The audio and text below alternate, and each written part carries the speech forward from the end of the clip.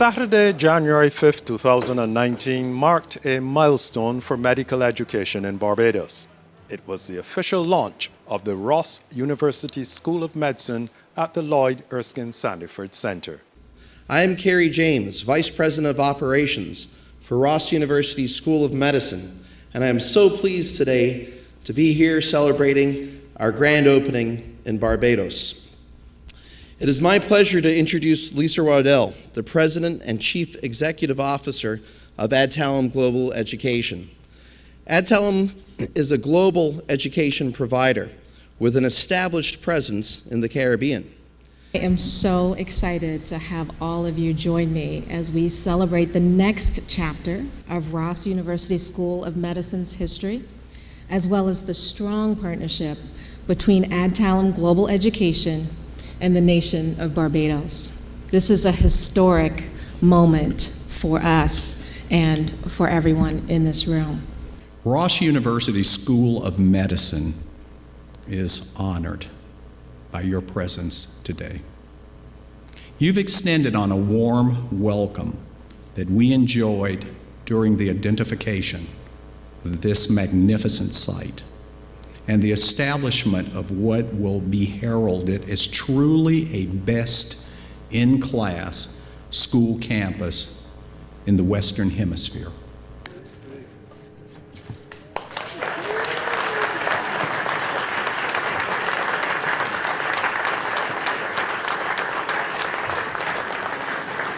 It's official.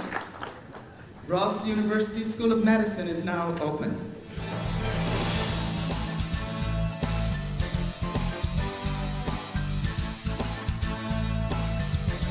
In terms of webinar, you can have people sort of settling in and things like that? You could be anywhere in the world and be talking to the group in this room. The group in this room could be talking to anybody.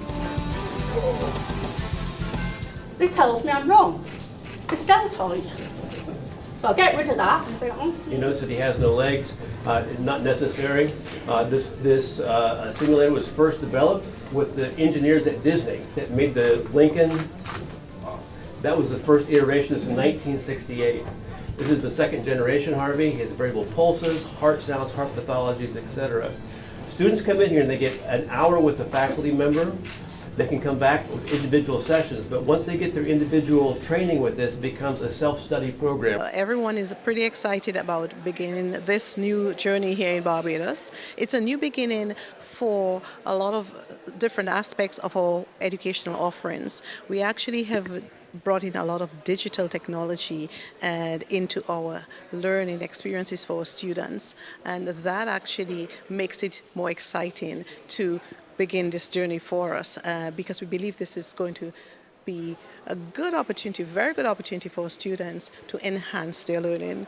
So to answer your question related to the technology that we've and the digital offerings that we've brought in on the tour, you saw that we have a state-of-the-art anatomy department. This is a first for us.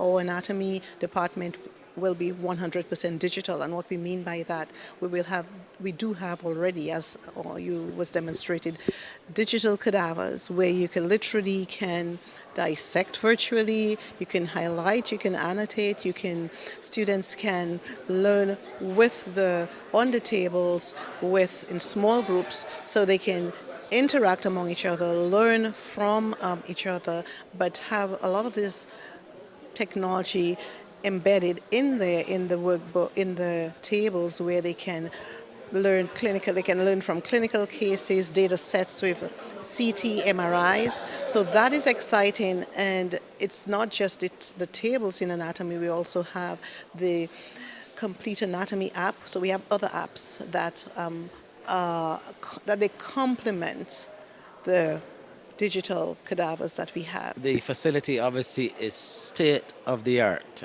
It is an excellent facility, and it provides a lot of possibilities for us here in Barbados. And I say that because the extent of what they have established here in terms of the level of technology, as well as the number of devices and so on that they have, and the amount of space that is being utilized, it really lends itself to the possibility of us having a partnership with Ross in terms of getting our healthcare professionals on a continuous training cycle, utilizing the available technology. And I'm particularly interested in the acute care training, especially for the primary care institutions that we have, that is the polyclinics, and also the fact that our nurses who are attending community college, if we can make that synergy with Ross to get them to be able to utilize this as part of their training, I think that this is going to do wonderfully well for the level of healthcare provision in Barbados. I'm very excited to see this project actually come to fruition. It's been perhaps a test for all of us in Cabinet to come to office first of all and have this as one of the first major projects that was placed on the table. We had to achieve this in a very short time frame. It has certainly demonstrated for us what is possible when everybody comes together with a common objective, a common goal. And we were pretty much challenged by the Prime Minister to make it happen because of the importance, not just from the level of the economic side, but also from the social side. And it's good to see students from across the globe coming to Barbados, wanting to come to Barbados. It's good to see our people in the private sector being energized yet again to be able to offer services to Ross University students and also to faculty. It's an exciting time, and I mean the possibilities and the synergies are there in terms of education, in terms of improving our health. And I think both ministers, both myself and the Minister of Health, are very excited at what is on the horizon for Barbados in terms of both sectors. I'm extremely pleased. It was a very, very challenging project. The time that we had to do it was crazy because on top of our construction and everything we had to do, this is a state-of-the-art audio-visual and IT complex as well. I mean, the backbone of their teaching is audiovisual and IT, and they had a huge installation to do, and so we had to work in conjunction with all their contractors to get it done in time. So it was very, very challenging. I'm very pleased with what the outcome. I am more than happy to join with my Barbadian colleagues for the opening of the Ross University Medical School. And for us, it is important that we participate and we see and experience firsthand what Ross has on offer. The Caribbean has distinguished itself as a preferred site for satellite tertiary education institutions, and this most recent endeavor suggests to us that there are endless opportunities still to be explored. So I must say that I'm excited, I'm encouraged, and certainly there is a sense of what the new benchmarks are and what we should aim for with regard to the provision of medical education in the region. It's an achievement on multiple fronts. I mean, this first and foremost shows us what's possible when we work in partnership together against very strong timelines and difficult odds. And we've done it successfully with them as partners between the private and public sector. It is significant for our economy at this time when we need this kind of investment. As we've always said, once we stabilize the country, the main thing we need now is growth. And growth comes through investments such as this. Having 1,500 students and 100 faculty here for 11 months of the year is the equivalent of about 75,000 seven-day tourists more. Starting the year with that, and we anticipate that at least 1%, it will have an impact of at least 1% of GDP on our economy. That's over $100 to $110 million Barbados minimum.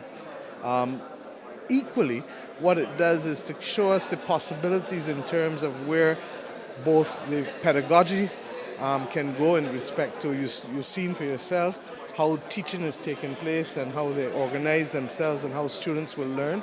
And at the same time, it's also pushing the limits in terms of the kinds of equipment and the kinds of technology being used with respect to the simulation and the anatomies. And the fact that they have chosen in coming to Barbados not just to be as they were, but to build back in a way that is cutting edge and that puts them at the front end of universities globally with respect to some of the technology that you see here in Ross is encouraging, because it is also available to our own institutions and to our own people to work in partnership and to be exposed. So at all levels, this is an important development for us. You know, one of the points that we used to make all the time when Intel used to be here in the early 80s was the extent to which it had an impact on the business ecological systems of this country. And you would hear for decades after people saying, oh, he's a good boy, he worked at Intel, he was exposed to XYZ. So I think that the presence of Ross University here helps us to push in that direction, while of course encouraging great economic activity. I mean, if you saw the amount of students go across at the Sky Mall and Oystons and in St. Lawrence Gap and in the supermarket having to restock shelves and that kind of thing, and then the benefit in terms of transport and the amount of taxis up and down, you begin to understand the importance of them being here. And the fact is that because of our airlift into Barbados, you see far more of them bringing in also a lot of family, and we expect family and friends to be visiting them on an ongoing basis. So, you know, if we can find 2 or 3 more universities like this, we'll be in good grazing, as the Bajans would say. Barbados must be a hub for medical and educational services, not just medical and educational tourism, but the services within medicine and the services within education. And these are the 2 areas in which we are most competitive globally, and therefore that is why my government, from before we were elected, said to the people of this country, we believe that Barbados can be a hub for medical services. We believe Barbados can be a hub for educational services, and we've set about to make it happen. And after Ross University, we've already entered discussions with Ad Talem, as I said, with respect to Chamberlain School of Nursing, because we felt always that we needed to have a major international school of nursing here that provides opportunities not just for Bajans but for all Caribbean people to be trained in nursing, because there's a huge global shortage of nurses. And then secondly, we've also chosen in another key area that Ad Talem offers services, which is ACAMS, which certifies anti-money laundering training, that they can open their Caribbean chapter in Barbados such that all the persons who want to be certified in anti-money laundering training within the region can come here and do this. And if you do your research, you'll find out that ACAMS is one of the premier global institutions that provides anti-money laundering training, and that does help countries in their mutual evaluations as they're about to do with us here. So this is an important partnership between us, not just with Ross, but with Ross's parent company, Ad Talem, that will see benefits inure to the benefits come for the country with respect to nursing and with respect to anti-money laundering training. And while that's happening, they got to buy services when they're here. They got to get in taxis, they got to get in buses, they got to move about, they got to buy food. A student is a long-stay tourist. The upside is there. And my only other thing, as I said, is to say to Bajans that we need to welcome them. And we need to recognize that one of the reasons why we were regarded as the country that had the second highest, one of the highest repeat visitor factors, is because of how we treat people.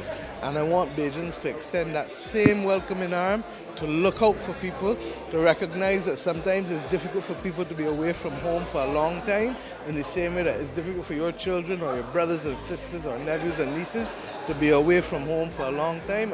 Just as we want somebody to watch out for them outside, we're going to watch out for these while they're here too.